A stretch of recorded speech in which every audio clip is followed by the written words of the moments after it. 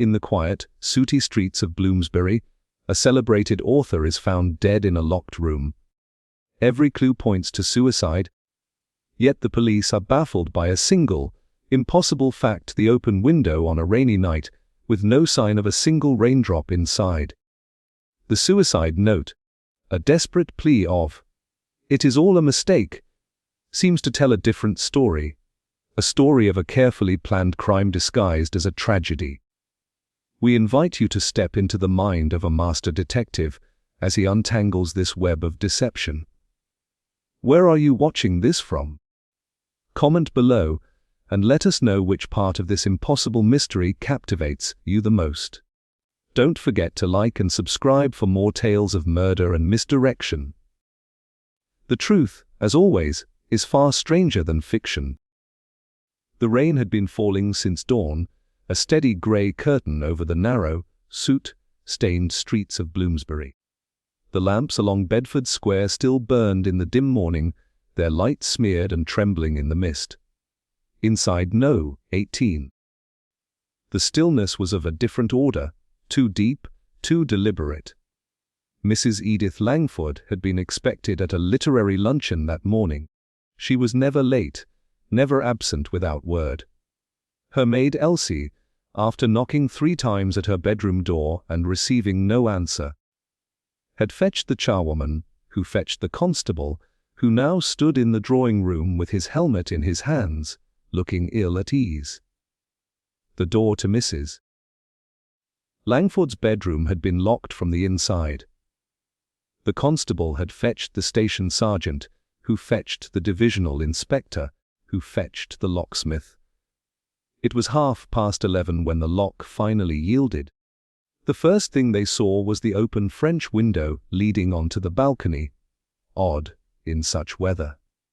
The second thing was Mrs. Langford herself, seated at her dressing table, head bowed over the blotter, her right hand still loosely curled about a fountain pen.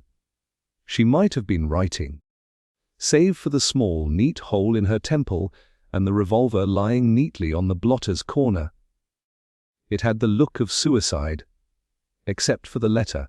A single sheet lay before her, a few scrawled lines in her familiar hand: "It is all a mistake. Forgive me." No name, no explanation, only those cryptic words. Inspector Frobisher stood in the doorway, surveying the scene with narrowed eyes. No sign of forced entry, he murmured to Sergeant Kerr. Locked from the inside. And yet, he gestured toward the French window. Rain glistened on the balcony's railing, but the carpet before the window was bone dry. "That's odd," said Kerr. "She couldn't have opened it after she—" He stopped, catching the inspector's glance. It grew odder still. The balcony was 12 feet above the street, and the iron fire escape from the neighboring house stopped short of it by a good 3 feet. No one could have leapt the gap without leaving marks or breaking their neck. The ground below was untouched, the fresh rain showing no sign of footprints or scuffing. And then there was the revolver. Frobisher examined it with a cloth. 6 chambers, 1 fired, no fingerprints, none, not even Mrs. Langford's. The coroner's preliminary examination placed the time of death at roughly 9:30 that morning, within an hour of Elsie's first knock. The only people in the house were the maid, the charwoman, and a young man named Henry Collingwood, a distant cousin lodging in the spare room while his flat underwent repairs. Collingwood, tall, easy-going, and dressed in a rain-spotted greatcoat, had been in the breakfast room all morning, writing letters. He claimed to have heard nothing until Elsie raised the alarm. The peculiar detail, the one that gnawed at Frobisher's mind, was not the locked door, nor the absence of fingerprints, nor even the meaningless letter. It was a small smear of violet ink on the inside of Mrs. Langford's left wrist. The pen in her right hand contained black ink. By mid-afternoon, the inspector's desk was cluttered with what passed for evidence: the revolver, the letter, a list of Mrs. Langford's last known appointments, and a small ivory notebook from her desk drawer, every page blank except one. On that page was written, in violet ink, a single word: Thursday. Her solicitor reported that Mrs. Langford had no debts, no enemies, and no reason to end her life. She had, however, received a visitor 2 days prior, identity unknown, who left no name and stayed less than 15 minutes. Elsie remembered only that the man had been smallish and had a cough. By the time Lord Peter Wimsey entered the case, summoned by Frobisher at the gentle urging of the Assistant Commissioner, the press had already christened it the impossible balcony murder. Wimsey arrived with his usual air of languid amusement, but his eyes sharpened as he took in the scene. "You see, my dear Inspector," he said after a long pause in the bedroom, "what you have here is not merely a locked room puzzle, but a crime that has been made to look impossible. That is to say, someone has gone to considerable trouble to mislead us about the manner of Mrs. Langford's death, staged suicide, or staged impossibility," said Wimsey. "The point of which is the same, to draw our attention to the wrong things." He stooped by the balcony door, running a gloved finger along the frame. "No damp here. This window was not opened in the rain. If it was opened at all, it was opened before, and shut again after the fatal business. Which means our killer had a key to this room, locked it on departure, and perhaps even lingered long enough to hear Elsie knocking." The inspector frowned. "But how did they avoid being seen?" "By being someone who was meant to be here," said Wimsey, eyes glinting. "And that, I fancy, narrows our field considerably." Later that night, as the rain eased into a fine mist, Wimsey sat in his Piccadilly flat, examining the blotter taken from Mrs. Langford's desk. The suicide note, written in her hand, had been pressed firmly onto it, leaving a faint reverse impression. But on the layer beneath, an older page, never torn off, there was the ghost of a different message in a different ink. "Meet Thursday, urgent."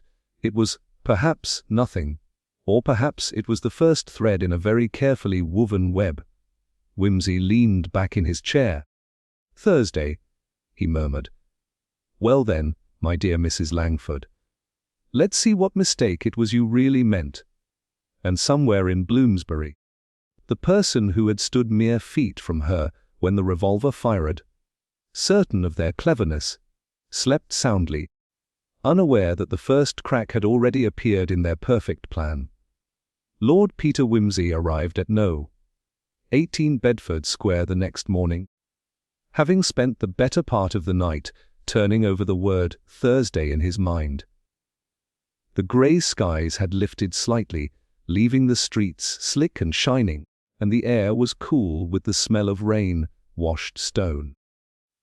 Inspector Frobisher met him at the door with the brisk impatience of a man who disliked amateurs meddling in police affairs, but who had been told, by higher authority, that the amateur in question was to be given every courtesy. "You've seen the room already," said Frobisher as they mounted the stairs. "Not much more to add. Doctor confirms death was instant. No signs of struggle, nothing stolen. In my book, it's either suicide or an impossibility." "Ah, but impossibilities, my dear Inspector," Wimsey said cheerfully, "are merely things the police have not yet had explained to them." The bedroom was much as before. Curtains drawn back, pale light on the dressing table.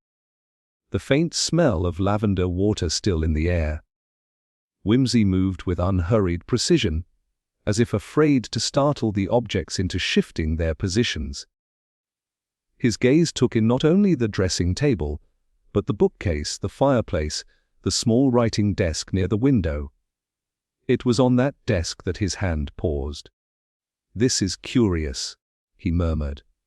There, tucked beneath a blotter that had been set aside by the police, was a slim silver letter opener, its blade faintly tarnished. On the handle, a smear of dried ink, violet, not black. Frobisher joined him. Could be from her own pen. Possibly, Wimsey replied, but note the direction of the smear. It runs toward the point, as though the blade had been used to pry open an ink bottle's stopper. Odd habit for a woman who kept pens in perfect working order. Wimsey straightened and drifted toward the French window. He crouched to study the carpet just inside. Still dry, he said softly, and yet the latch bears a fine trace of grit, the sort one finds on exterior railings. Suggestive, don't you think? Before Frobisher could answer, Wimsey turned to Elsie, who stood stiffly in the doorway, her hands twisting the hem of her apron. "Tell me, Elsie," he said gently, "was Mrs. Langford left-handed?" "No, sir, always wrote with her right. And yet the ink stain was on her left wrist." "That would require quite the accident, unless she was handling someone else's pen altogether." Elsie frowned, her eyes darting toward the hallway. "I don't know, sir. But—" She stopped abruptly as if reconsidering her words. "But," Wimsey prompted. "Well, it's just Mr. Collingwood. He came downstairs after you left yesterday, sir, looking pale as anything. Said he'd forgotten something, and went back up. I thought it strange, seeing as the inspector was still in the front room." Frobisher stiffened. "You didn't mention this before." "I didn't think it mattered. He was only up there a minute." Wimsey's eyes glinted, but he only nodded. "Thank you, Elsie. That may prove very helpful indeed." When Collingwood appeared a short while later, summoned to give another statement, Wimsey watched him closely. The young man entered with an air of forced composure, answering questions in a smooth, measured tone. But when Wimsey, in the midst of idle chatter, casually mentioned the ink-stained letter opener, Collingwood's gaze flickered to the desk for a fraction of a second. Too brief for most eyes, but not for Wimsey's. "And you say," Wimsey continued, "you heard nothing at all, not the sound of the shot?" "No," Collingwood replied at once. "The rain was quite loud, and I was absorbed in my letters." "Indeed. Then I envy your powers of concentration," Wimsey said lightly. "For a revolver's report is not easily masked by weather." After Collingwood left, Wimsey lingered in the hall, gazing at a coat stand. Among the garments hung there was Collingwood's greatcoat, the hem faintly flecked with something pale. Wimsey bent to inspect it, running a finger along the cloth. A smear came away, fine chalk dust, the kind one might find on stone balustrades. In the drawing room, Frobisher tapped his pen against his notebook. "You think he's lying?" "I think," Wimsey replied, "that Mr. Collingwood has been somewhere he oughtn't. The chalk on his coat is not from any pavement here. It's from the parapet of the neighboring balcony. Which means our missing 3 feet may not have been so impossible after all, Dal. But there's still the matter of the locked door." Yes," Wimsey said, a smile playing about his lips. "And I dare say that little trick will reveal itself in due course, provided we keep our eyes open for the kind of details one usually ignores." As they left the room, Wimsey's glance fell on a small framed photograph on the mantel. Mrs. Langford in the company of a man he did not recognize, a lean figure with sharp features and a faintly sardonic smile. The photograph was dusty around the frame, except for a faint oval where it had recently been handled. The maid, passing by, saw his interest. "That's Mr. Gerard, sir. He used to call often, but not for months. Not till last week." Wimsey made a mental note.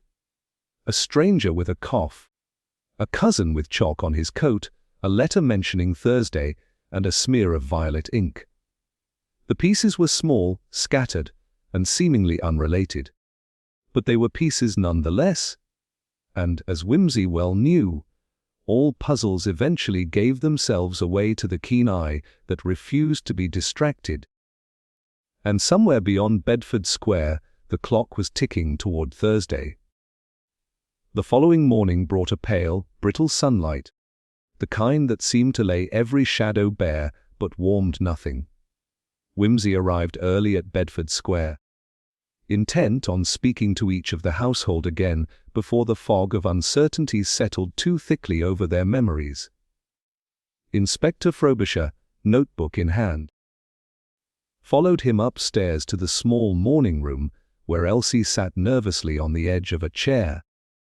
"No then," Whimsy began with that easy drawl which put nervous witnesses at just enough ease to let something slip. "Yesterday you mentioned Mr. Collingwood went upstairs after the inspector's visit. Could you be more precise? Did you see where he went?" Elsie shook her head. "I didn't see him go into Mrs. Langford's room, sir. Just up the stairs, and then back down a minute later. He had something in his hand, small, wrapped in a handkerchief, but I couldn't see what it was." Frobisher shot Whimsy a quick look, but Whimsy kept his tone light. "You didn't ask him." "I thought it might be personal, sir, and I don't like to pry." "You've a commendable sense of discretion." "Elsie," Whimsy said, rising, "though I dare say in a matter like this, a touch of prying might be precisely what's called for." Collingwood was next. He arrived in the morning room with the same casual elegance as before. But Whimsy noted the faint tension in his shoulders, and the way his eyes flicked briefly toward the inspector before settling on Whimsy. "You were close to Mrs. Langford, I believe?" Whimsy asked. "Close? I wouldn't put it that way," Collingwood replied smoothly. "We were family, yes, but not intimate. I'd been staying here simply because my own flat is being redecorated." "And the morning she died, you were in the breakfast room the whole time?" "Yes, as I told you." Whimsy tilted his head slightly. "Strange, then, that Elsie recalls seeing you upstairs afterward, with something wrapped in a handkerchief." A pause. "I had forgotten a letter in my coat pocket," Collingwood said at last, with a careless shrug. "I went up to fetch it before the police began searching. It was personal, nothing to do with this business. May I see it?" "I'm afraid I've already posted it."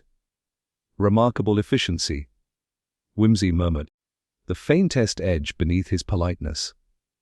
"One might almost call it suspiciously so," Collingwood smiled thinly.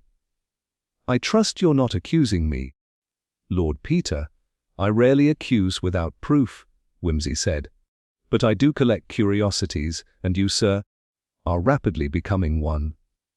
After Collingwood left, the charwoman, Mrs. Bright, was brought in, a stout, weathered woman with blunt hands and a shrewd gaze. She wasted no time in offering her opinion.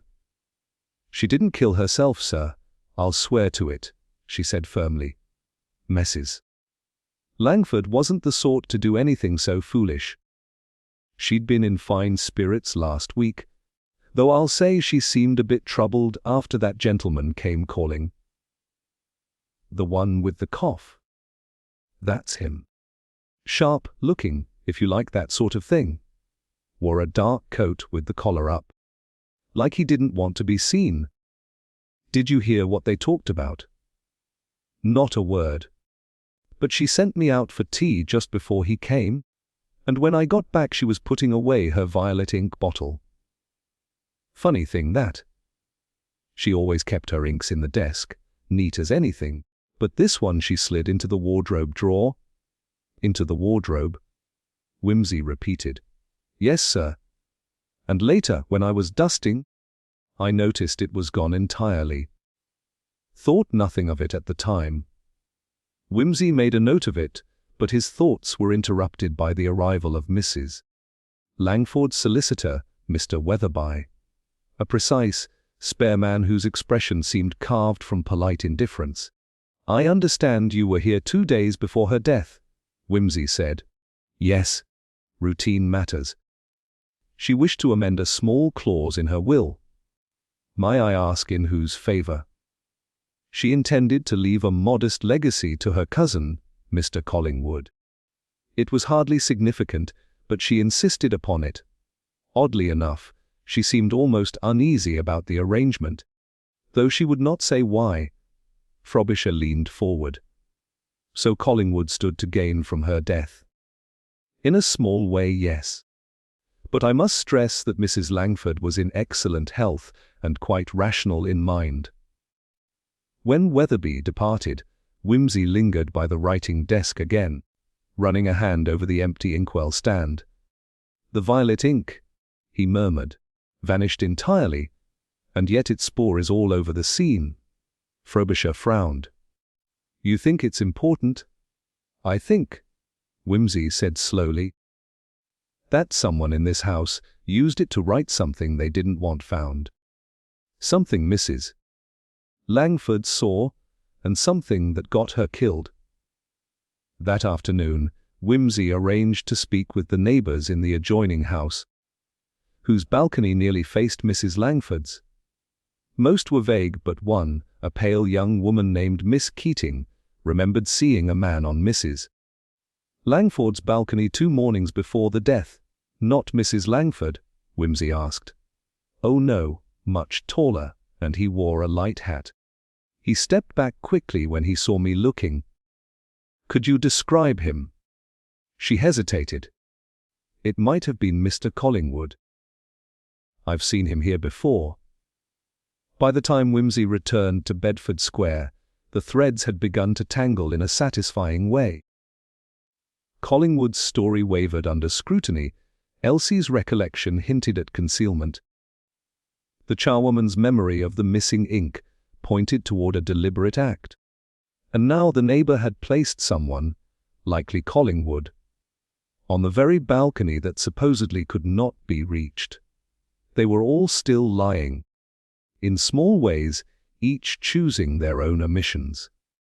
But there was a pattern forming beneath it, and Whimsy could feel the pull of it, as if the truth lay just a few careful questions away. And somewhere in that tangle of evasions, there was a voice of deception waiting to betray itself completely.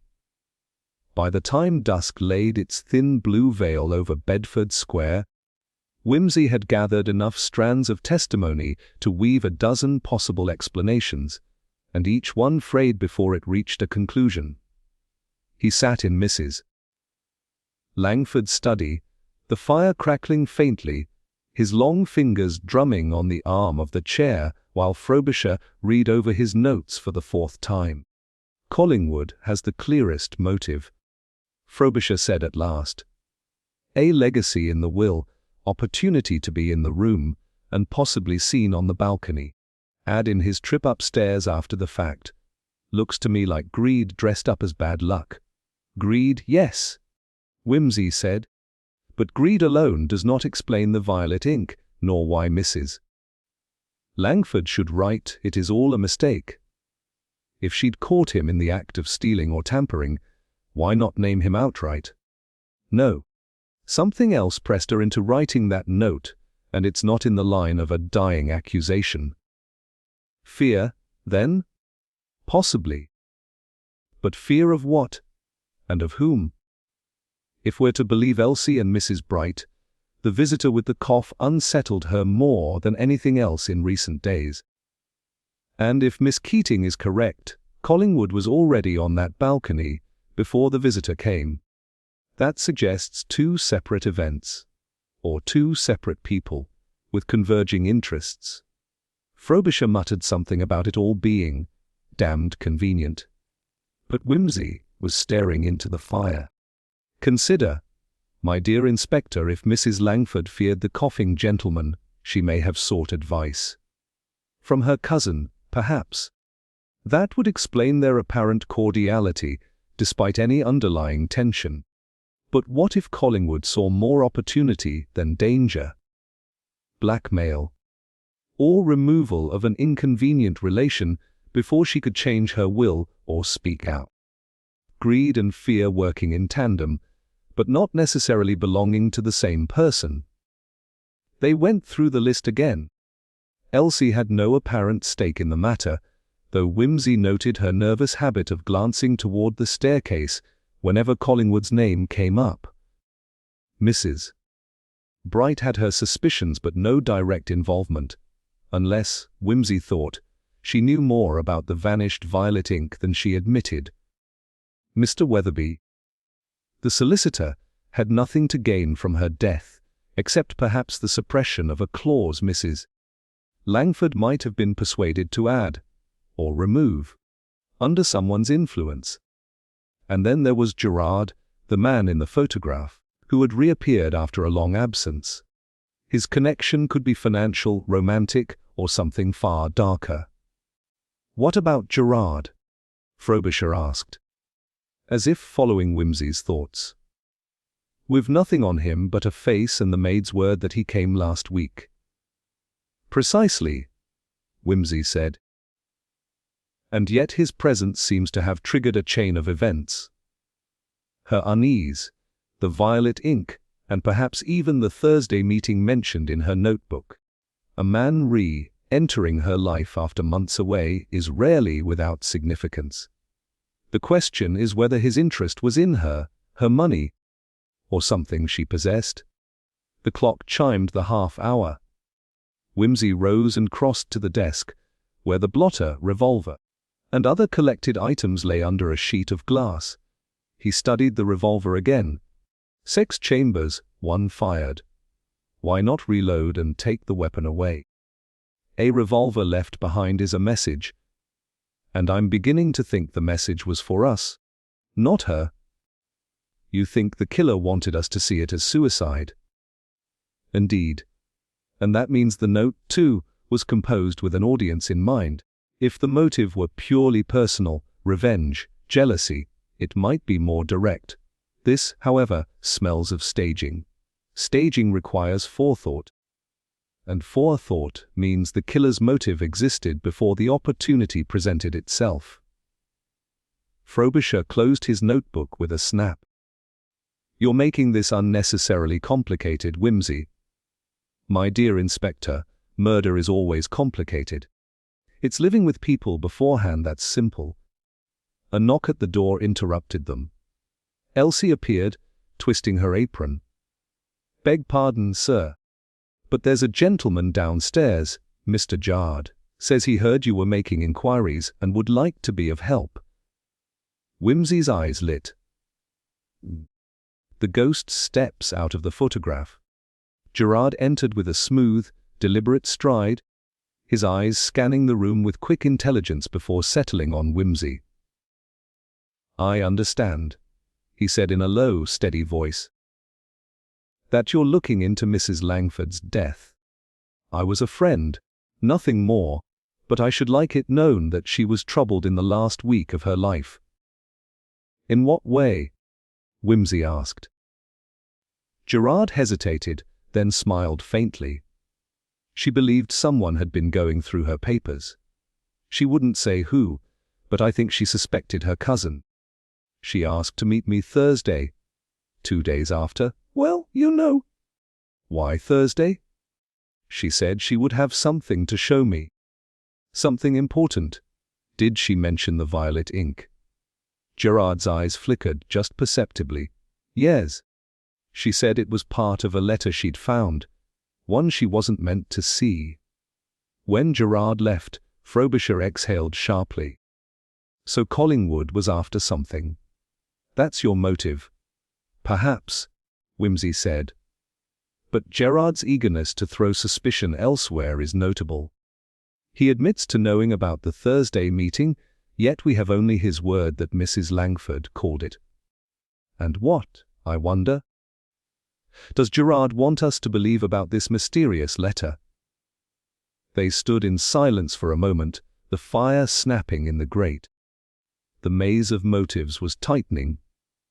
Collingwood's potential inheritance, Gerard's sudden return, the visitor with the cough, the vanished ink. and the note designed for discovery. Somewhere in that tangle lay the truth, but the strands crossed and knotted so thoroughly that pulling one only seemed to tighten the others.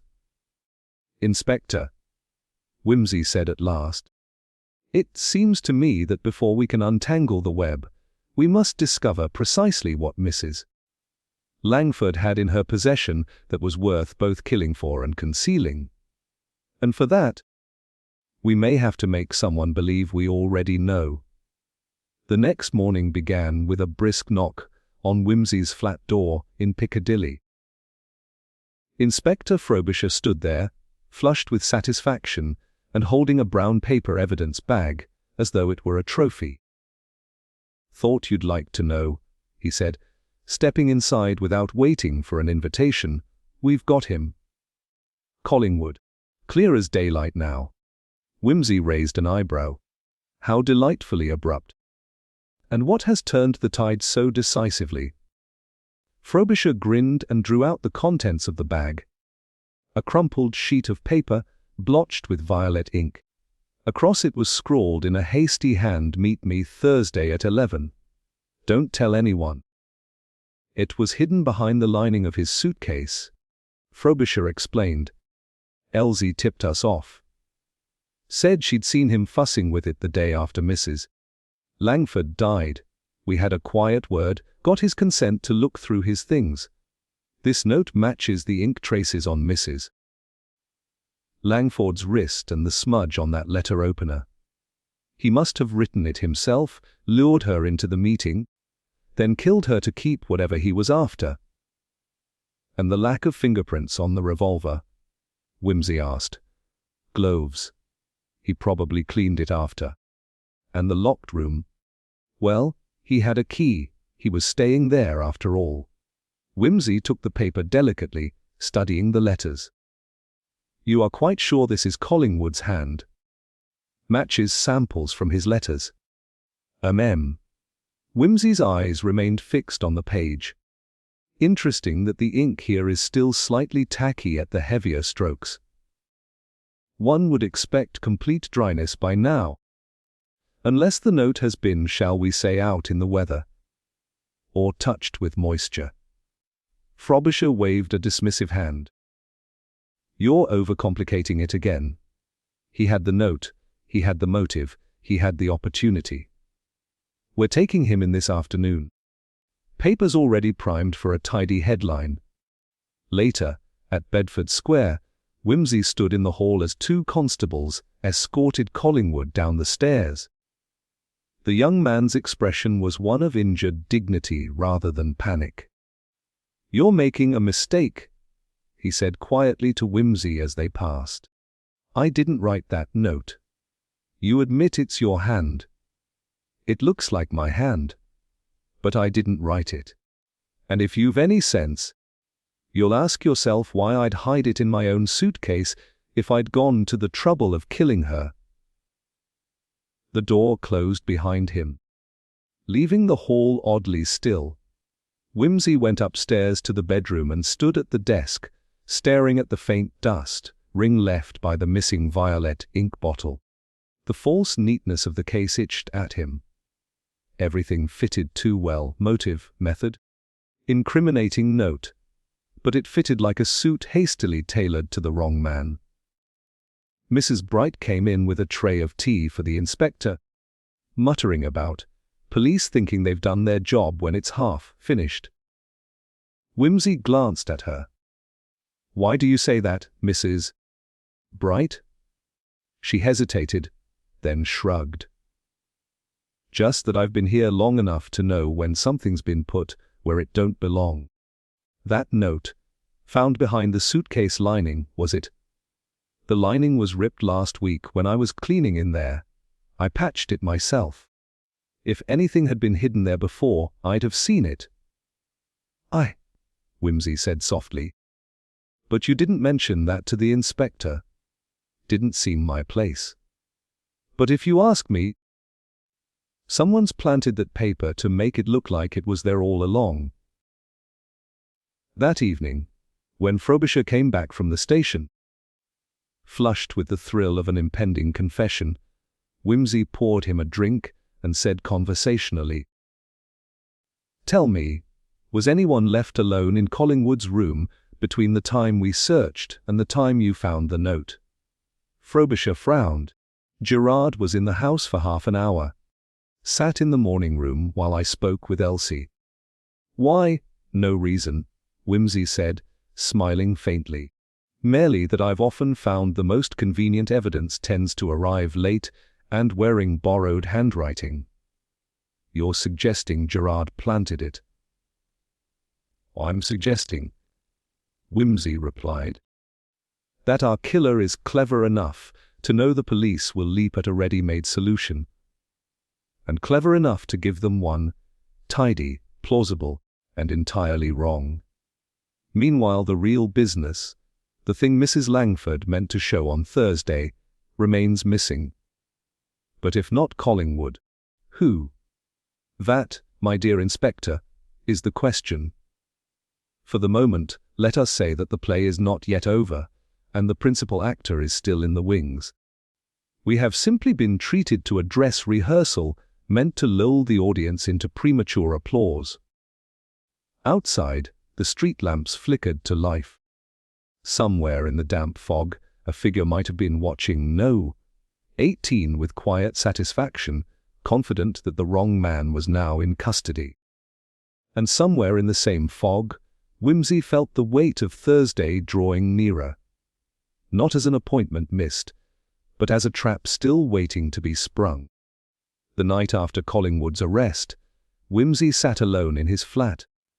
A half-finished glass of whiskey at his elbow, and the case notes spread before him like the pieces of a chess game gone wrong. The fire had burned low, but his thoughts were sharp and restless. There was something about Gerard's face in that photograph, sharp, boned, self-assured, that itched at the back of his mind. It was a face he felt he had seen before, not in the present circle of suspects, but in the dim corridors of some older scandal. He left the notes and went to his library, thumbing through a row of slim, dust-furred volumes until he found what he wanted, a bound run of the Times crime reports from a decade past. He turned the pages quickly, searching not for names, but for the curl of a lip, the set of an eyebrow, the faint arrogance in the camera's gaze. When he found it, he sat back with a long, low whistle.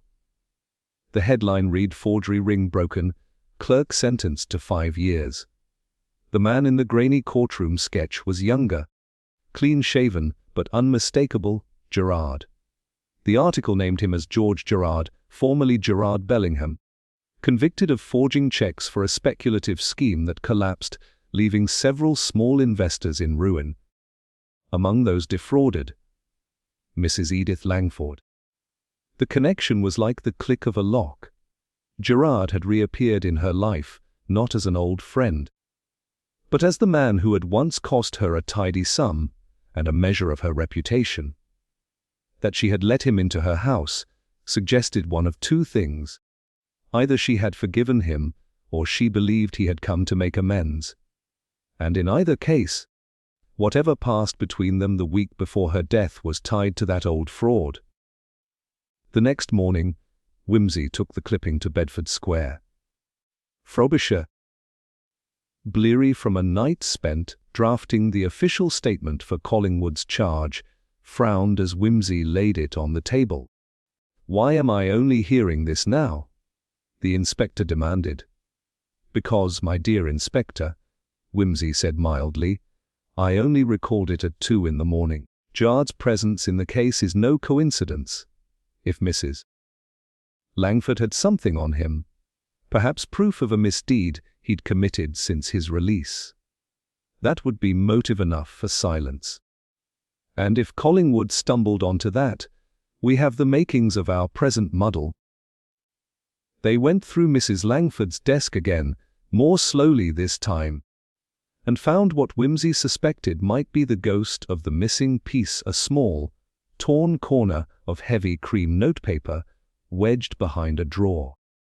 It bore part of a bank's watermark and a faint smear of violet ink along one edge. Looks like a scrap of that letter she meant to show Gerard, Whimsy said. If it tied him to something current, embezzlement, fraud, then her death serves him twice. He silences her and distracts the police with Collingwood. Frobisher was less convinced. It's still guesswork. True, Whimsy admitted. But consider the visitor with the cough. Mrs. Bright described him as sharp-looking. Coat collar up. That could fit Gerard well enough. And if he'd been reconnoitering the balcony days before, it would explain Miss Keating's sighting. They agreed to bring Gerard in for further questioning, but he was unavailable, according to the address he'd given. His lodgings reported he'd left the previous afternoon with a single bag.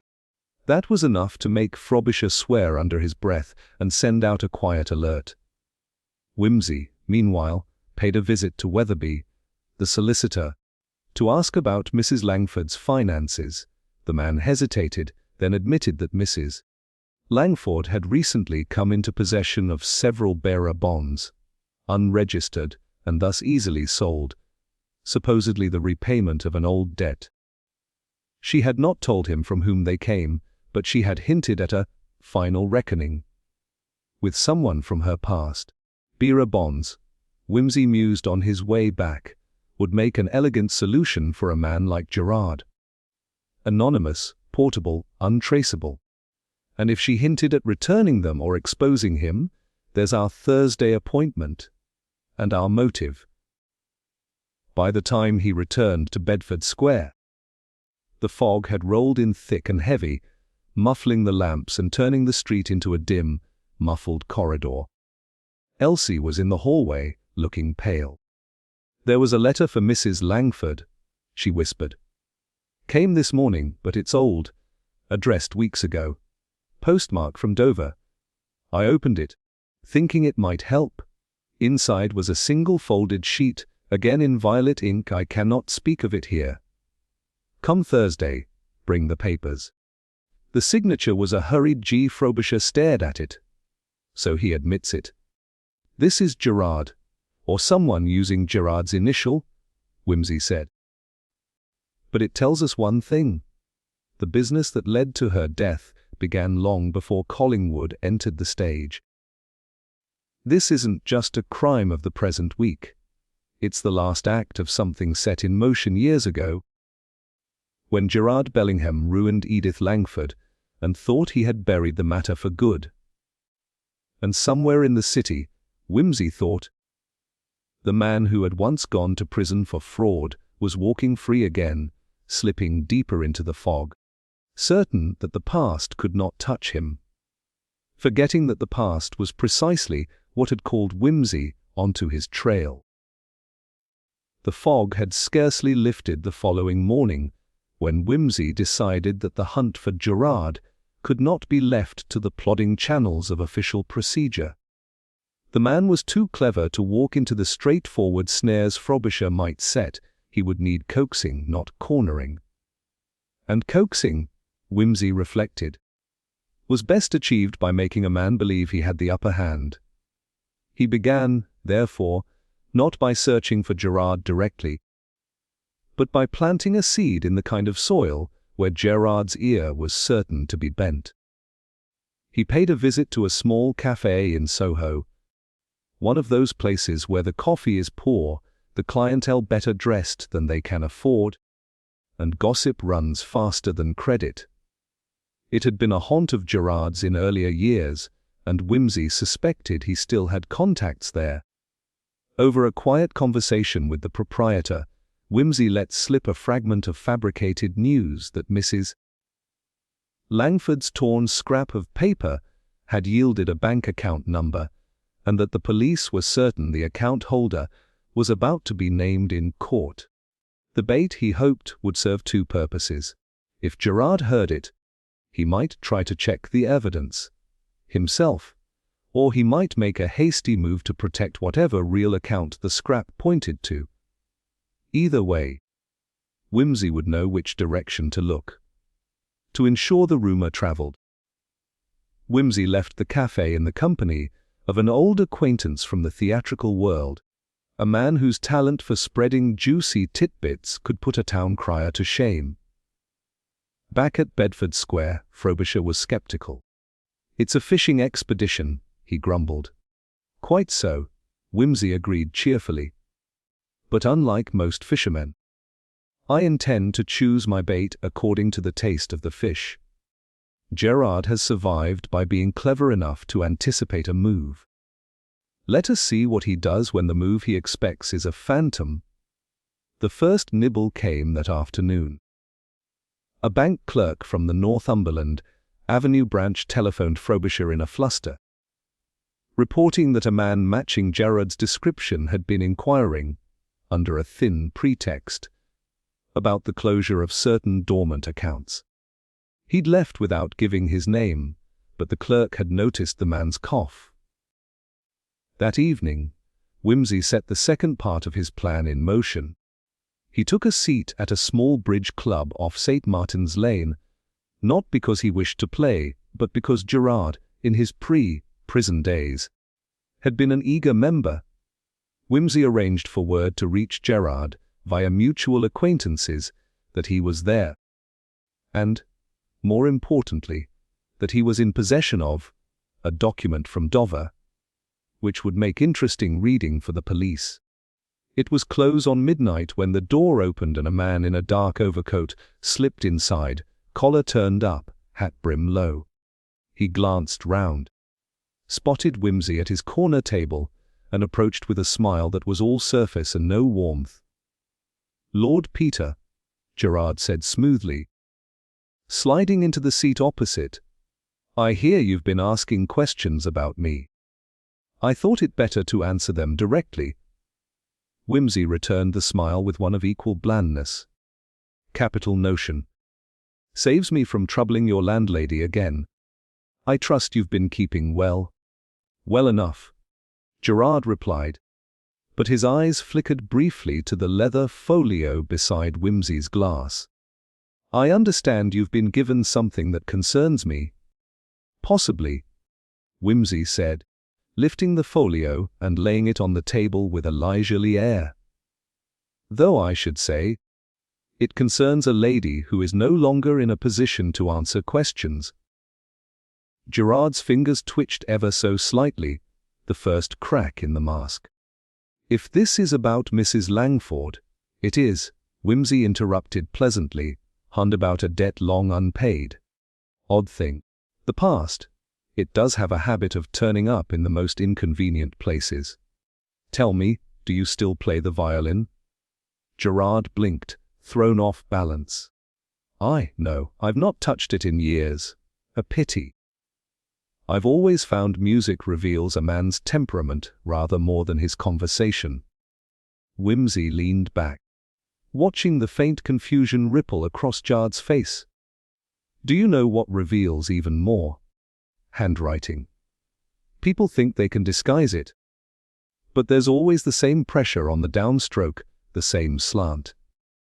Rather like a fingerprint. And once one matches it—" He let the sentence trail off meaningfully, tapping the folio. Gerard's gaze was fixed now on the folio, and though his voice remained steady, there was the faintest edge to it. "If you have something of mine, I'd like to see it." "Would you?" "Splendid."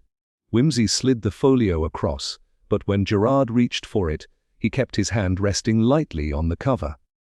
"Of course. I can only show it if you're prepared to explain why you wrote to Mrs. Langford from Dover 3 weeks before her death, inviting her to bring the bearer bonds." The silence stretched. In that moment, Gerard's composure cracked, just enough for Wimsey to see the truth. An involuntary tightening of the jaw, a dart of the eyes to the door, the telltale calculation of a man deciding between fight and flight. When Gerard spoke, it was with a forced lightness. "I think, Lord Peter, that you're too fond of dramatic theories. But if you want the truth—" He stopped abruptly as the club steward passed their table, murmuring a greeting to Wimsey. "Another time," Gerard said quickly, rising from his seat. "You'll have to excuse me." He left too fast, and that haste told Whimsy more than any confession could have. The trap had worked. Not to catch Gerard outright, but to make him show his nerves. And a man who's rattled makes mistakes, especially when he believes the net is closing from the wrong direction. By the time Whimsy stepped out into the cool night air, he knew two things with certainty. Gerard was tied to Mrs. Langford's death by more than coincidence. And whatever his next move was, it would be an attempt to erase the last traces of their connection. That was where Whimsy intended to be waiting. The rain had begun before dawn, fine and relentless, turning the streets into slick ribbons of reflected lamplight. Whimsy rose early, intent on visiting the bank branch where Gerard had made his furtive inquiries. The clerk there had promised to produce the ledgers that would confirm which dormant accounts had drawn his attention. Frobisher, still prickly about Whimsy's unconventional manoeuvres, insisted on coming along, though it was clear he disliked being up before a civilized breakfast. They arrived just after opening. The manager, a balding man with an anxious manner, ushered them into his office and disappeared to fetch the ledgers. He was gone longer than seemed necessary. When he returned, his expression had hardened into the professional blankness of a man delivering bad news. "I'm afraid, my lord," he said, "that the documents you asked for are not here." "What do you mean, not here?" Frobisher snapped. "Missing," the manager admitted, lowering his voice. "Sometime between yesterday's close and this morning. The cupboard in which they were kept was unlocked, though it had been locked last night." Whimsy felt the old, cold ripple of recognition. The scent of interference was unmistakable. Someone had known exactly what was in those ledgers and precisely when they would be needed. "May I see the cupboard?" Whimsy asked. It was a heavy wooden cabinet in the back records room, the lock showing no sign of force. The night watchman claimed he had seen no one in the room, but he had left his post briefly when a delivery boy insisted on his signature downstairs. By the time he returned, the bank was quiet again. "A classic," Whimsy murmured as they stepped back into the drizzle. "Create a distraction, lift the item, and vanish before anyone notices.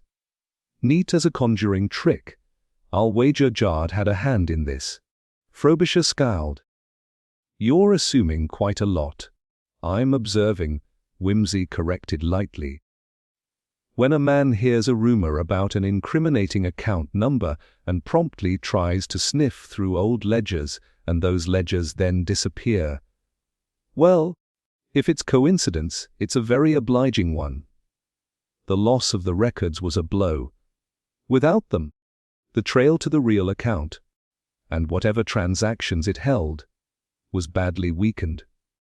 Still, Whimsy was not inclined to give up his advantage. He returned to Bedford Square and instructed Bunter to double the watch on Gerard's known haunts. If Gerard had stolen the ledgers, he would need to hide or destroy them quickly. That night, however, a second blow landed. The scrap of paper from Mrs. Langford's wastebasket, the one that had first suggested the existence of the account, was gone from its envelope in Whimsy's desk. No sign of forced entry. The housekeeper swore no one had been in the study. For the first time, Whimsy felt a flicker of unease. Someone had penetrated his own ground. That meant either Gerard was bolder than he'd guessed, or, more troubling, someone close enough to the investigation was working against him. Frobisher's reaction was predictably irritable. This is what comes of keeping evidence in a private residence instead of at the Yard. Perhaps, Whimsy said mildly. But if it was taken from here, it was taken for a reason. A thief could hardly know whether I had other copies. He didn't had. Because it was only a suspicion. that the thief might be counting on just that uncertainty to flush him into revealing more than he wished. The following day brought confirmation that the interference was ongoing. Bunter, keeping watch on a certain tobacconist's shop Gerard frequented, saw a man pass a brown paper parcel to another in a dark coat, who then took it into a back alley and emerged without it. Bunter checked the alley minutes later, empty save for the burnt remains of paper and leather in a dustbin. Ledger bindings, Bunter reported gravely. Some charred pages still legible, account numbers mostly, but no names. Wimsey examined the blackened scraps in silence. They were beyond saving, but they told him enough. Gerard, or someone acting for him, had moved quickly to erase the trail. That haste suggested fear, which in turn meant the ledger had contained something too close to the truth for comfort. The pattern was unmistakable now.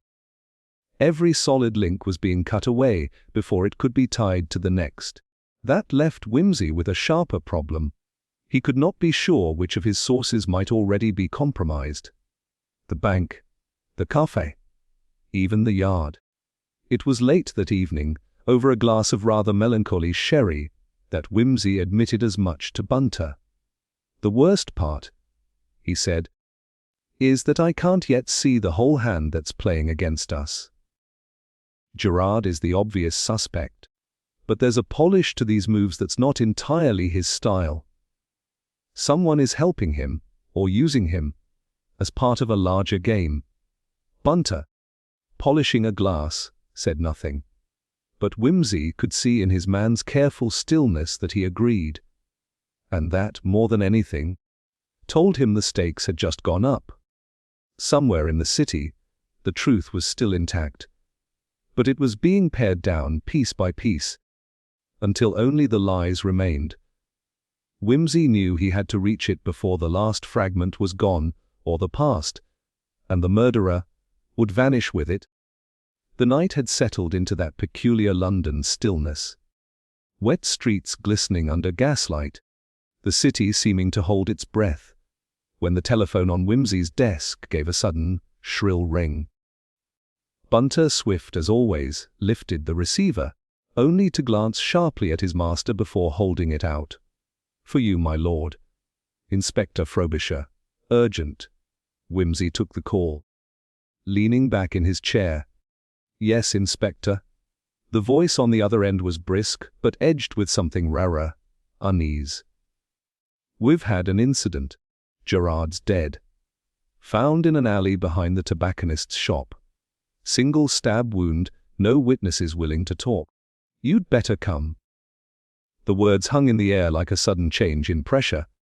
Gerard, alive and scheming only yesterday, was gone. Wimsey closed the line without ceremony and was already reaching for his coat. By the time they reached the scene, the alley was half swallowed in shadow, the air damp with the metallic tang of fresh blood. Gerard lay crumpled beside an upturned crate, his eyes wide in the fixed astonishment of a man who had not expected to die. A constable stepped back to let Wimsey crouch beside the body. "Robbery?" Frobisher offered, though his tone betrayed doubt. The dead man's pockets were turned out, but Wimsey's gaze lingered on the precision of the wound. Clean, deep, and without the chaotic tearing of a brawl. "No," he said softly. "This was a message. Someone wanted Gerard silent, and preferably before he could be made useful to us. If Gerard had indeed destroyed the bank ledgers, his usefulness was already limited. But Wimsey suspected the man had kept something back, one last safeguard against his own betrayal. Now that safeguard, whatever it was, had passed into the killer's hands. The discovery of a small matchbook in Gerard's fist deepened the puzzle. Its cover bore the name of a discreet Mayfair club known for private rooms and discreet transactions. Inside, a number scrawled in pencil: 17. It was nearly midnight by the time Wimsey presented himself at the club's door, the doorman's reluctance overcome by the combination of a title, an easy smile, and a pressing need. Room 17 was locked, but the manager, pale and tight-lipped, opened it with a master key. The room was empty, save for a faint lingering scent of Turkish tobacco and the impression of a recently vacated chair. On the table sat a half-finished glass of brandy and an ashtray containing one still, warm cigarette. Whoever had been here had left moments before. Bunter, inspecting the ashtray, frowned. Turkish blend, the same as found in Mrs. Langford's fireplace the day after her husband's death. The link was like the snap of a puzzle piece falling into place, and with it came a cold certainty. Gerard had been silenced not simply for what he knew, but because the person behind this was still moving, still anticipating each step of the investigation. That certainty turned to urgency when they returned to Bedford Square and found the front door ajar. The house was in darkness, the quiet disturbed only by the slow creak of a stair. Wimsey motioned for Bunter to stay back, then moved silently to the landing. A figure stood there, a glint of metal in one hand, the other holding a small bundle wrapped in cloth. The exact shape and weight of the evidence Wimsey had been keeping hidden since the first murder. The intruder froze at the sight of him, then bolted, slamming the bundle against the banister. Papers spilled and fluttered down the stairs as the man vanished into the night. By the time Wimsey reached the street, the darkness had swallowed him. The bundle, retrieved and opened, revealed nothing but torn newspaper, the real contents gone. The theft, the murder, the empty room in Mayfair. Each was a note in a melody that no longer sounded like a chase but a dance, and the other partner was leading. Gerard's death had not closed a chapter. It had opened a more dangerous one, where the line between hunter and hunted was thinning by the hour. Wimsey, standing in the dim glow of the street lamp, knew with sudden clarity that the next move would not be his to make. It would belong to the killer, and it might come sooner than he liked. The night had settled into that peculiar London stillness. Wet streets glistening under gaslight, the city seeming to hold its breath, when the telephone on Wimsey's desk gave a sudden shrill ring. Bunter, swift as always, lifted the receiver, only to glance sharply at his master before holding it out. "For you, my lord. Inspector Frobisher. Urgent." Wimsey took the call, leaning back in his chair. "Yes, Inspector." The voice on the other end was brisk but edged with something rarer, unease. "We've had an incident. Gerard's dead. Found in an alley behind the tobacconist's shop. Single stab wound, no witnesses willing to talk. You'd better come." The words hung in the air like a sudden change in pressure. Gerard, alive and scheming only yesterday, was gone. Wimsey closed the line without ceremony and was already reaching for his coat.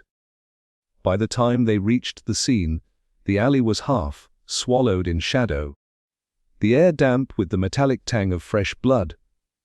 Gerard lay crumpled beside an upturned crate, his eyes wide in the fixed astonishment of a man who had not expected to die.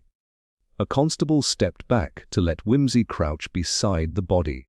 "Robbery?" Frobisher offered, though his tone betrayed doubt. The dead man's pockets were turned out, but Wimsey's gaze lingered on the precision of the wound, clean deep and without the chaotic tearing of a brawl. "No," he said softly. This was a message. Someone wanted Gerard silent, and preferably before he could be made useful to us. If Gerard had indeed destroyed the bank ledgers, his usefulness was already limited. But Wimsey suspected the man had kept something back, one last safeguard against his own betrayal. Now that safeguard, whatever it was, had passed into the killer's hands. The discovery of a small matchbook in Gerard's fist deepened the puzzle. Its cover bore the name of a discreet Mayfair club known for private rooms and discreet transactions. Inside, a number scrawled in pencil 17. It was nearly midnight by the time Whimsy presented himself at the club's door, the doorman's reluctance overcome by the combination of a title, an easy smile and a pressing need. Room 17 was locked, but the manager, pale and tight-lipped, opened it with a master key.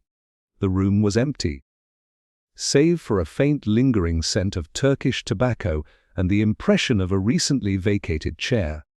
On the table sat a half-finished glass of brandy and an ashtray containing one still warm cigarette.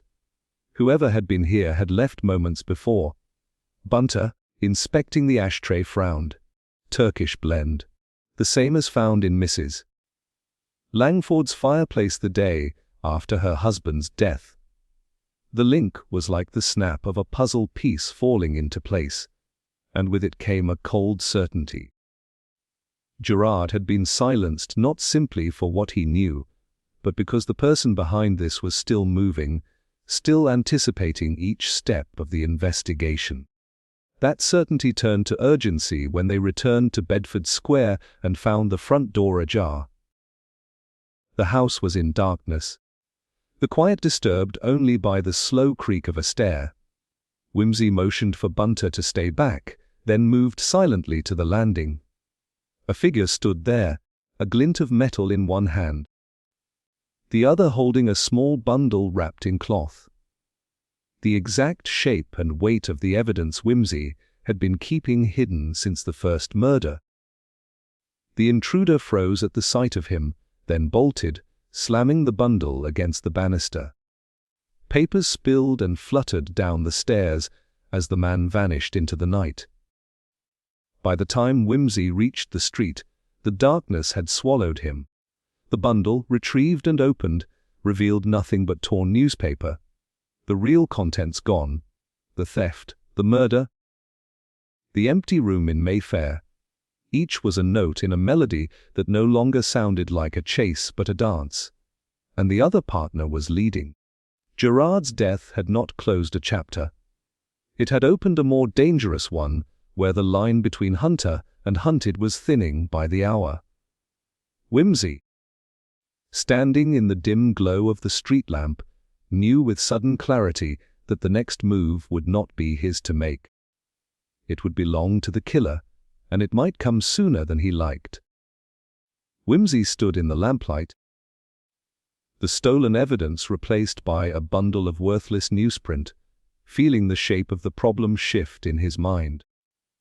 The killer was no longer reacting to the investigation. They were directing it, pulling strings with deliberate precision. Every move, every disappearance, every sudden silence from a witness had been timed to keep him a step behind. Back inside, Bunter had already laid the scattered scraps from the staircase across the table, trying to glean anything from the way they'd been wrapped. Whimsy's gaze lingered on the torn pages, but it wasn't the print that held him. It was the faint scent still clinging to the paper. Not the sharp, acrid tang of pipe smoke he'd half expected, but the subtle trace of lavender, almost lost beneath the must of newsprint. Lavender, he murmured. Of all the foolish, sentimental. His voice trailed off, memory tugging at a thread. Lavender had been present twice before, in Mrs. Langford's parlor when she claimed she had never met Gerard, and again at the theatre, clinging to the sleeve of Miss Fairchild's costume on the night she insisted she had not left the dressing room. At the time, it had seemed coincidence. Now, with the scent rising from the discarded wrappings, it began to feel like the seam of a garment he could at last unpick. Bunter looked up. "You think it's deliberate, my lord?" "I think it's habitual," Whimsy replied.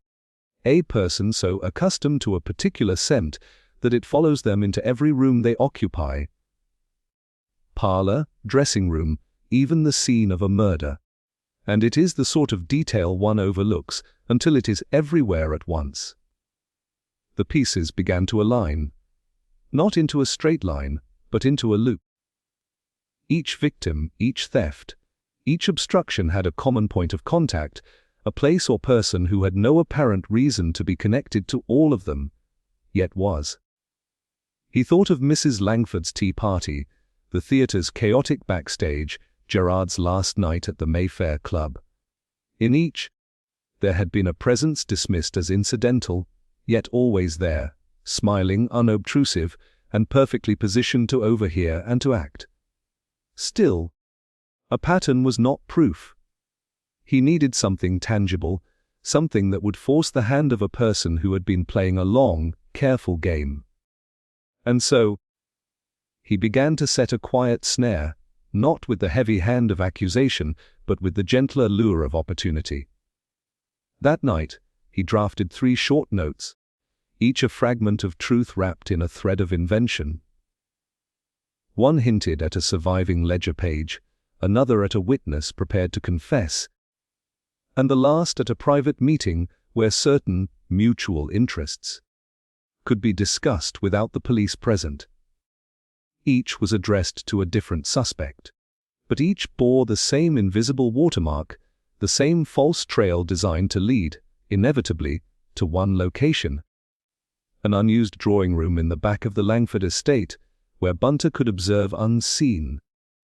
2 nights later, the room smelled faintly of beeswax and old velvet, the heavy curtains drawn tight. Whimsy, seated as though idly waiting, listened to the clock tick in the hall. At exactly 8 minutes past the hour, the door opened without a sound. The figure who entered moved with practiced lightness, gloved hands already reaching for the writing desk in the corner, exactly where Whimsy had left a folded sheaf of meaningless papers. For a heartbeat, the only sound was the faint rustle of the gloves against paper. Then the head turned, just slightly, and Whimsy caught it.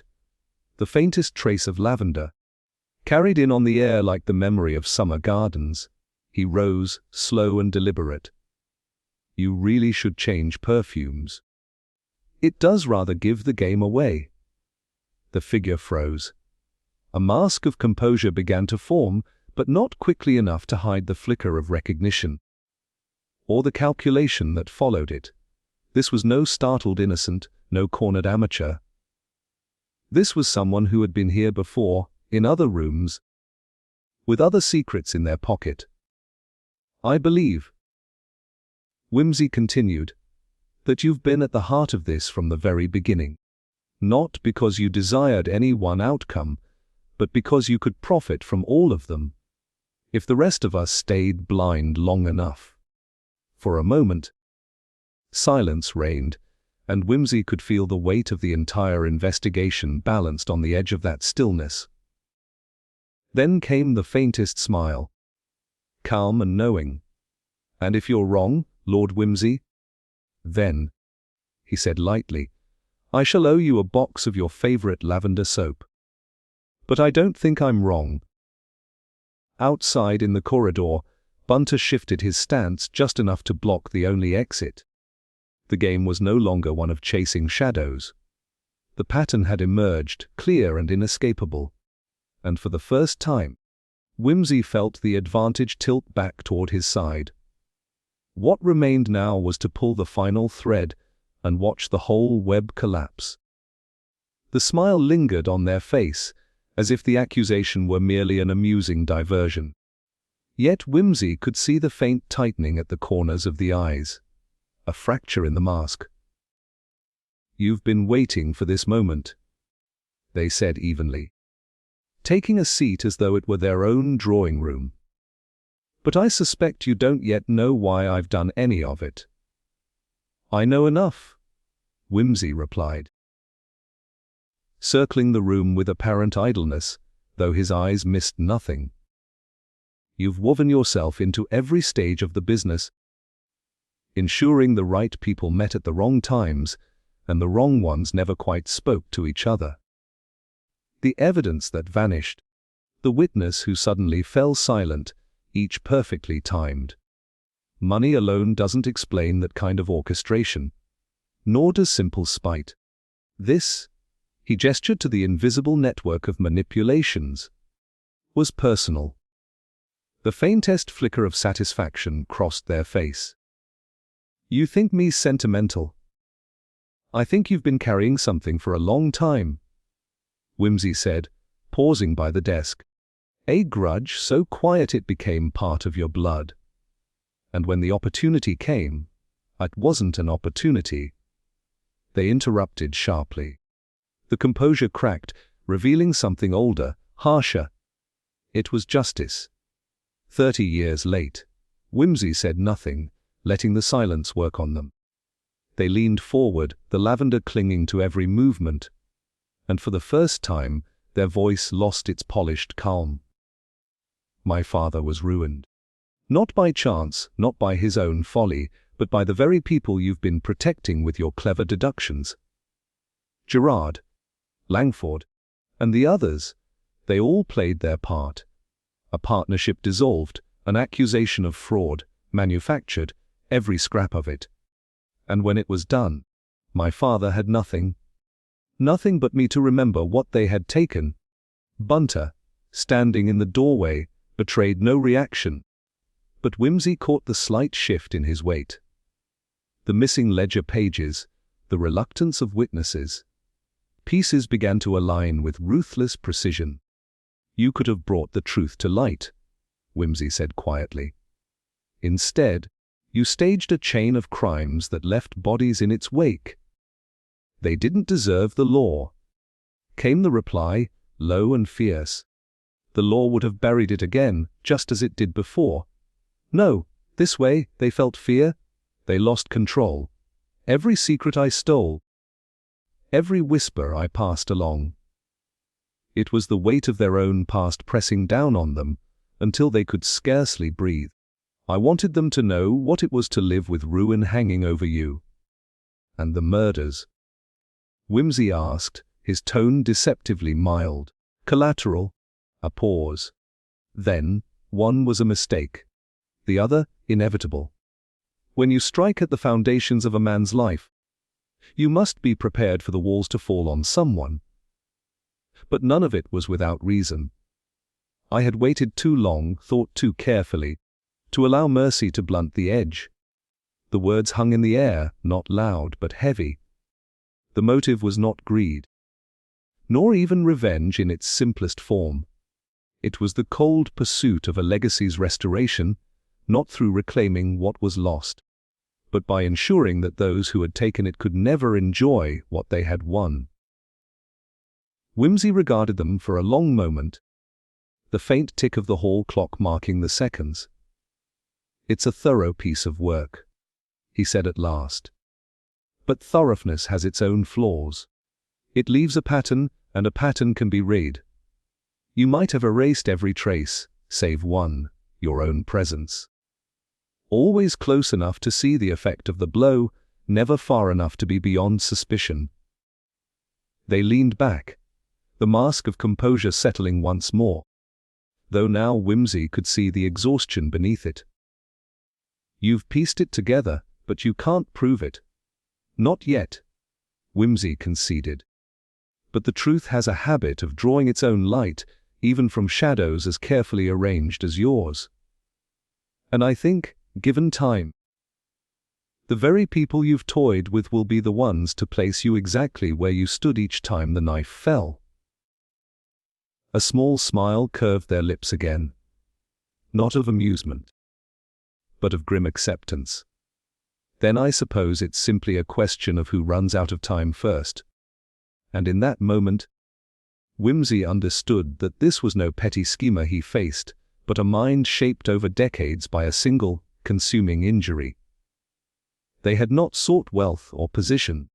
They had sought equilibrium, even if the balance could only be restored in blood and ruin. It was not justice they served, but the memory of injustice. Sharp, unyielding, and patient enough to wait 30 years to strike. He also knew that such patience would not end here. The room was too quiet. The kind of silence that pressed against the ears until it became a sound in itself. Whimsy stood near the mantelpiece, hands clasped lightly behind his back. His manner almost conversational, though every nerve in him was set for the final move.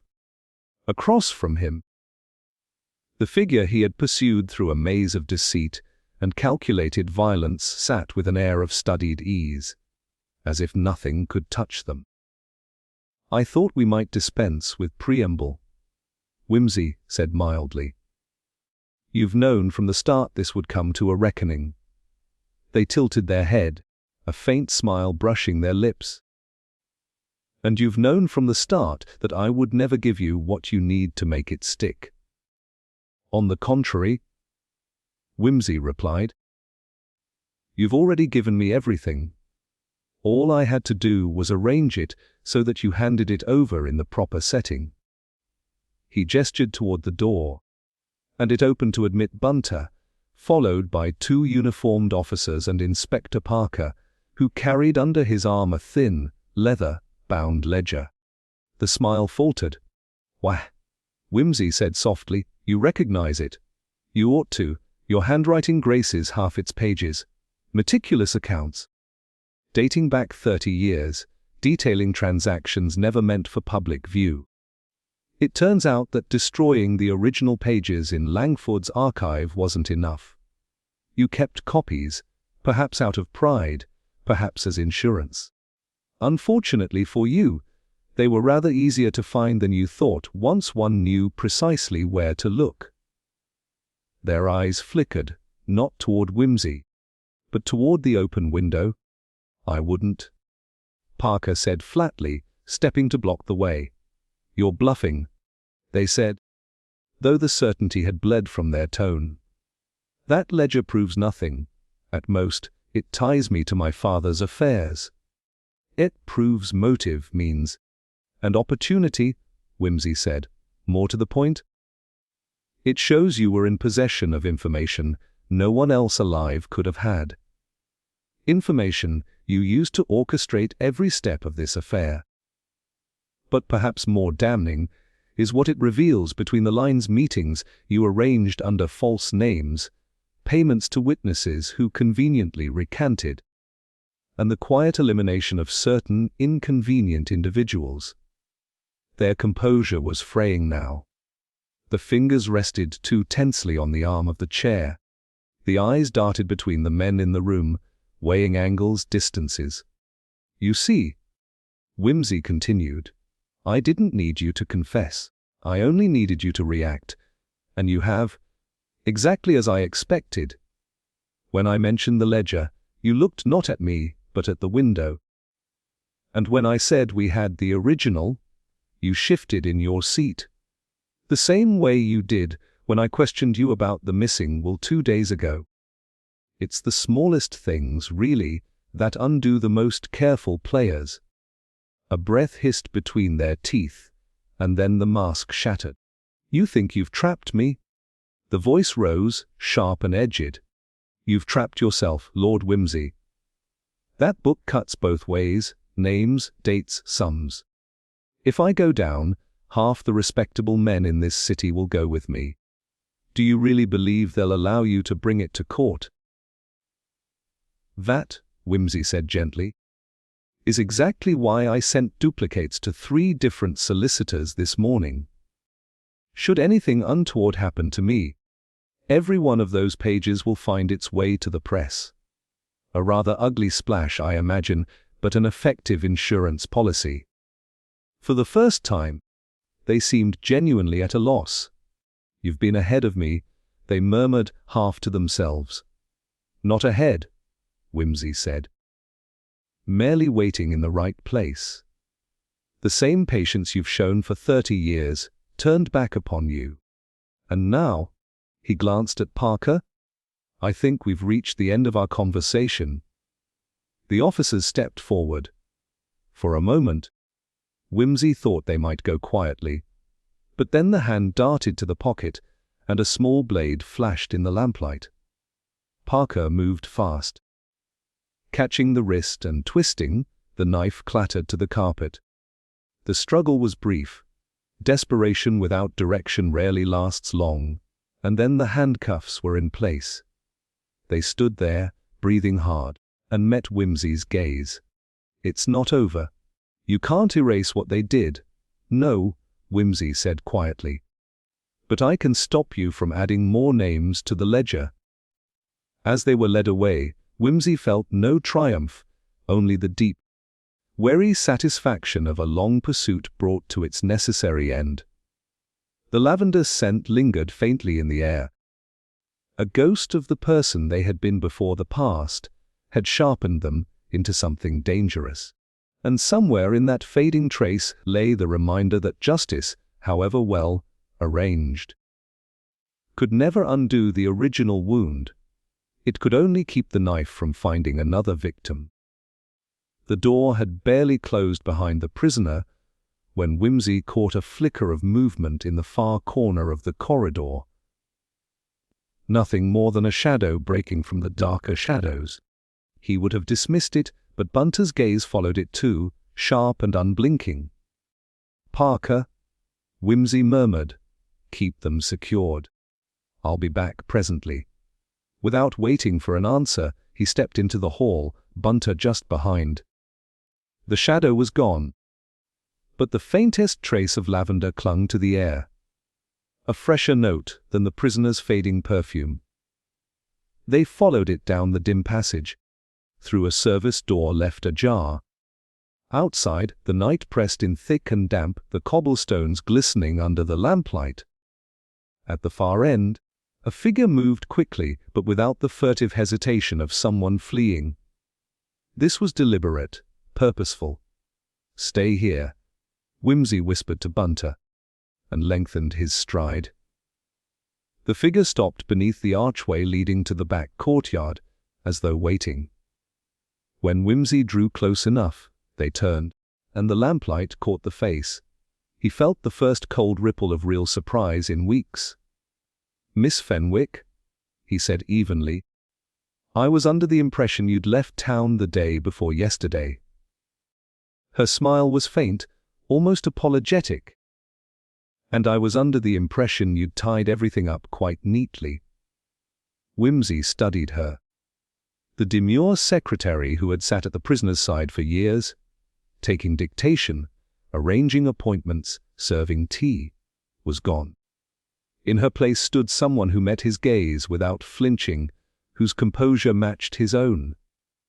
"You've been very clever, Lord Whimsy," she said softly. "But you've been watching the wrong person." He let the silence stretch. "Go on. That ledger you're so proud of finding. It was my hand that wrote most of it. Not because I was ordered to, but because I needed a record." Her eyes flicked back toward the building, wasn't the architect. She was useful. A shield. The truth is, I set the whole thing in motion long before she ever knew it existed. Whimsy's mind moved swiftly, slotting this new piece into the pattern. The odd discrepancies in dates, the uncharacteristic turns of phrase in the ledger entries, the way certain instructions had been relayed without ever passing through the prisoner directly. It all realigned, the shape of the case changing subtly but unmistakably. "And now you've stepped forward," he said. "Why?" "Because you've upset the balance," she replied. "With her out of the way, the others will tear each other apart.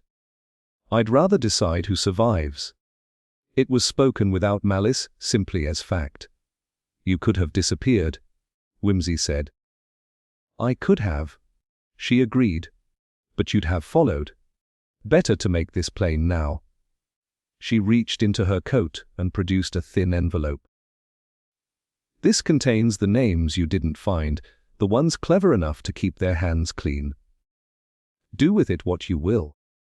But understand, if you bring them all down at once, you'll cause more chaos than you can contain." He took the envelope without breaking her gaze. "And what do you expect in return? Leave me out of it. Let them believe she was the center of it all. You get your conviction, the city gets its show of justice, and I get the rest of my life." A distant sound of boots in the corridor told him Parker and the others were moving again. Time was running short. "You've miscalculated one thing," Whimsy said finally. "I don't make bargains that keep knives in circulation, but I do understand leverage." Her smile deepened. But it wasn't one of triumph. It was the cool acknowledgement of an equal who knew the match had ended in stalemate. "Then I suppose we'll see which of us planned better," she said, stepping back into the archway's shadow. And when Parker's voice called from the other end of the yard, she was gone, the lavender scent dissolving into the night. Whimsy looked down at the envelope in his hand. The case was over, yes. But the game had only shifted to a longer board. One where patience and precision would matter more than any courtroom victory. The trial was everything the newspapers had promised. Crowds pressing at the doors, reporters elbowing for the best view, the air thick with the scent of ink and speculation. The prisoner sat pale but composed, her eyes fixed on the judge, as though the rest of the court did not exist. Parker presented the case with crisp efficiency, the ledger entries, the forged correspondence, the witnesses who'd suddenly remembered crucial details. Yet as each piece of evidence was laid out, Whimsy felt the faintest pull of dissonance. It was all correct, accurate, damning. But it was also incomplete. The real architect, Miss Fenwick, sat somewhere beyond the reach of the witness stand, her name unsaid, her face absent from the gallery. The envelope she had pressed into his hand lay locked in his desk, a silent reminder that the truth had two layers, and the one the world would see was only the topmost. The verdict, when it came, was inevitable, guilty on all counts. The prisoner received her sentence without flinching, though a flicker, resentment or relief, passed across her features as the gavel fell. The crowd erupted in a wave of satisfaction, the press scribbling as though justice itself were a headline. That evening, back in his flat, Whimsy poured himself a whiskey and let Bunter set the fire roaring against the autumn chill. Parker, still buoyed by the day's success, arrived with the air of a man closing a chapter. "It's a good result," Parker said, loosening his tie. "Clean conviction, solid evidence. No room for appeal. You can't ask for better." Whimsy swirled the amber liquid in his glass.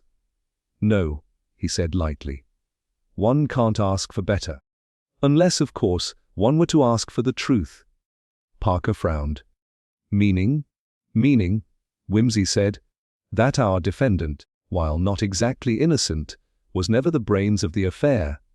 A pawn, perhaps a willing one, but a pawn nonetheless." He rose and crossed to his desk, unlocking a drawer. From it he drew the thin envelope, the paper creased but unopened since the night in the courtyard. "This," Whimsy said, "contains the names of those who kept their fingers clean while pulling the strings. I've verified enough to know it's not invention. But they remain untouched, their hands invisible to the law." Parker took the envelope but didn't open it. "You could have brought this forward." "I could have," Whimsy agreed. "But without direct evidence, it would have collapsed the case we did have. Better to secure one conviction than to risk losing all. And Fenwick, free," Whimsy said simply. "For now." Parker exhaled, setting the envelope back on the desk. "So justice is half served." "Justice," Whimsy murmured, "is rarely served in a single course. Sometimes one must let the next dish simmer a little longer." He sank into his chair, watching the firelight dance on the hearth. "Do you know, Parker, the first clue to her involvement was nothing in the ledgers or letters. It was the handwriting on a grocery list. Hers, unmistakably, matching the marginal notes in the false accounts. I saw it weeks ago, in the wastebasket by her desk. I thought it a curiosity then, but when the rest fell into place." He let the sentence trail, as though the rest were obvious. Parker shook his head. "And you're just going to wait?" Whimsy smiled faintly. The best nets are not thrown in haste. They are set, left, and drawn in at the precise moment the fish believes itself safe. Outside, the city settled into its evening rhythms, the glow of justice satisfied in the public mind. But in the quiet of the flat, Whimsy knew the game was not yet over. Somewhere, Miss Fenwick would be arranging her next move, confident in her untouchable position. He raised his glass to the firelight, the reflection of the amber whiskey glinting like a secret kept close. "To unfinished business," he said softly, and Bunter, returning with the tea tray, allowed himself the smallest of knowing nods. The night had deepened by the time Parker left, his tread fading down the stairwell, leaving Whimsy alone with the whisper of the fire and the faint ticking of the clock on the mantel. The verdict was a fact now, fixed in the records of the court, but the matter sat uneasily in his mind. The city outside seemed too calm, too neatly wrapped in the illusion of closure. Cases, Whimsy reflected, rarely ended in neatness, at least not the real ones. Bunter cleared the tea things with his customary discretion, but paused at the desk. "This, my lord, shall I lock it away?" He gestured to the envelope. "Not yet," Whimsy said. He took it back, slipping it into the inner pocket of his jacket as though it were a talisman or a debt. "It belongs close to hand." The fire crackled softly. From the street below came the distant clip of hooves and the faint rattle of carriage wheels. Whimsy's eyes unfocused, tracing the invisible path of the case backwards. The mislaid receipts, the peculiar grocery list. The way Miss Fenwick had asked one too many harmless questions at precisely the wrong moments. Each detail settled into place, yet one thing refused to align. It was a trifle, so small that another man might have dismissed it, the missing ashtray from the crime scene. A cheap brass thing, hardly worth noting. It had been on the victim's desk in the first photographs, and yet it had vanished before Parker's team catalogued the room. No one had mentioned it. No one had cared, and yet someone had gone out of their way to take it. Why? The thought turned like a slow gear in his mind. The ashtray itself had no obvious value, but it might have held something else. Ashes from a letter, perhaps, or the stub of a cigarette smoked by someone who should never have been there. A fragment of proof too dangerous to leave behind. He rose, restless, and crossed to the window. Outside, the city glimmered faintly under the gas lamps, fog pooling in the low streets. Somewhere out there, Fenwick was playing her next hand, and somewhere, perhaps, the brass ashtray sat in a drawer or on a shelf, holding the key to a truth that had slipped through his fingers. A faint tap at the door broke the thought. Bunter admitted a uniformed messenger, rain-speckled and short of breath. "Note for you, my lord," he said, offering a small folded slip of paper. No name on the outside. Whimsy unfolded it slowly. The handwriting was neat, deliberate, Fenwick's, without question. It contained only 5 words. "You missed one. Lord P." There was no signature, no return address. For a long moment he stood perfectly still, the fire's glow licking at the edges of the note. Then, slowly, he smiled, not with satisfaction, but with something sharper, colder. She was taunting him, acknowledging the unfinished game, daring him to pursue. Bunter, watching from the doorway, said nothing, but his eyes narrowed faintly. "Will that be all for tonight, my lord?" "For tonight," Whimsy said. He slipped the note into the envelope with the names and returned it to his pocket. "Tomorrow, perhaps, will be another matter entirely." He turned back to the fire, the warmth on his face belying the chill of anticipation that had settled in his chest. Cases, after all, were never truly finished, only set aside until the right moment. And somewhere in the city's labyrinth, Miss Fenwick was smiling too.